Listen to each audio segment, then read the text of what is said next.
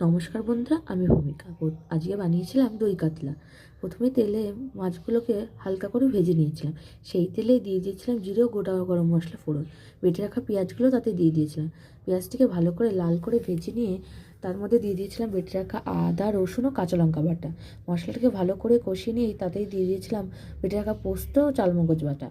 মশলাগুলোকে ভালো করে একটু সামান্য পরিমাণ জল দিয়ে কষিয়ে নিয়ে তাতে দিয়ে দিয়েছিলাম পরিমাণ মতো লবণ এবং হলুদ। মশলা থেকে তেল ছেড়ে আসলেই ফেটিয়ে রাখা টক দইটা তাতে দিয়ে দিয়েছিলাম। এবার মশলাটাকে আরেকটু ভালো করে কষিয়ে নিয়ে পরিমাণ মতো জল দিয়ে ঢেকে রেখে দিয়েছিলাম কিছুক্ষণের জন্য। ঝোলটি একটু ফুটে আসলে ভেজে রাখা কাতলা মাছগুলোকে দিয়ে দিয়েছিলাম ঝোলের মধ্যে।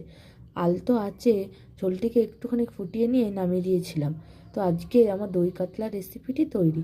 ভিডিওটি ভালো লেগে থাকলে একটি লাইক করে দিও, চ্যানেলটিকে সাবস্ক্রাইব করে আমার পাশে থেকো এবং কমেন্টে জানিয়ে ভুলো না যে দই কাতলা রেসিপিটি কেমন লাগলো।